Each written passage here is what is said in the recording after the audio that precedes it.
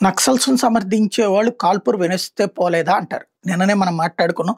3 రాష్ట్రాలకు సంబంధించి మధ్యప్రదేశ్, ఛత్తీస్‌గఢ్, మహారాష్ట్రలకు సంబంధించినటువంటి హెడ్ అనేటటువంటి పేరుతో కాల్పుల విరమణకి అవకాశం ఇవ్వండి. ఒక 2 నెలల పాటు ఫిబ్రవరి దాకా మాకు టైం ఇయ్యండి. మా వాళ్ళందరితో కూర్చొని మాట్లాడుకొని చర్చించుకునేసి మేము లొంగిపోవడానికి సిద్ధంగా ఉన్నాం. ముందు మీరు కూంబింగ్ ఆపేసేయండి అన్నటువంటిది వాళ్ళు అడగటం. దాని మీద చర్చోపచర్చలు నడుస్తున్నాయి. ఇస్తే తప్పేంటంట, పాకిస్తాన్‌కే మనం ఊపిరిచ్చేసాం, ఈశాన్య రాష్ట్రాల్లోనే చర్చలు జరిగినాయి అన్నటువంటి పనికిమాలినటువంటి మాటలు మాట్లాడేటటువంటి అపర మేధావులు రోడ్డెక్కారు. పాకిస్తాన్‌తో మనం ఏ చర్చలు జరపలేదు. అమెరికా వాడు చెప్పింది నమ్మావు అంటే, నువ్వు మరి పెట్టుబడిదారీ సమాజాన్ని నమ్ముతున్నావేమో నాకు తెలవదు. నేనైతే చాలా క్లియర్‌గా ఉన్నా. అమెరికా అనేటటువంటోడు వాడు నాటకాలు ఆడుతా ఉన్నాడు. అంతకు మించి ఏమీ లేదు.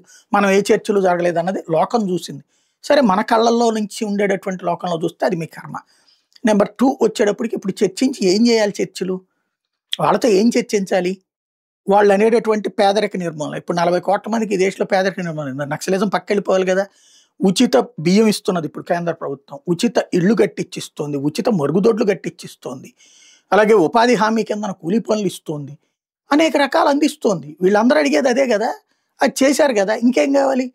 అసలు ఏ పార్టీని నమ్మను, ఈవెన్ కమ్యూనిస్టులు కూడా చంపుతాననేటువంటి నక్సలైట్లతో ఏం చర్చించాలి? చేతితో ఆయుధం పట్టుకుని ప్రపంచాన్ని మారుస్తాననేటటువంటి కాల్చవతలు పడేయడమే కరెక్ట్. లేదంటే కనుక రేపు పొద్దున్న డ్రగ్ పెడ్లర్ కూడా నేను ప్రపంచం మొత్తానికి డ్రగ్స్ అందిస్తానంటాడు. డ్రగ్స్ మైత్రులకు తీసుకొస్తానంటాడు. కొత్త లోకంలోకి విహరింప చేస్తాను.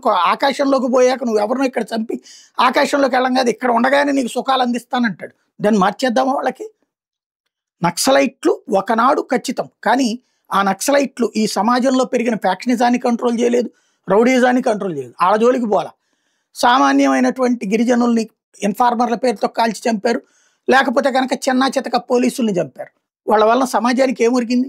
గిరిజన ప్రాంతాలకు వెళ్ళడానికి అధికారులు భయపడి అక్కడ డెవలప్మెంట్ చేయలేని పరిస్థితి.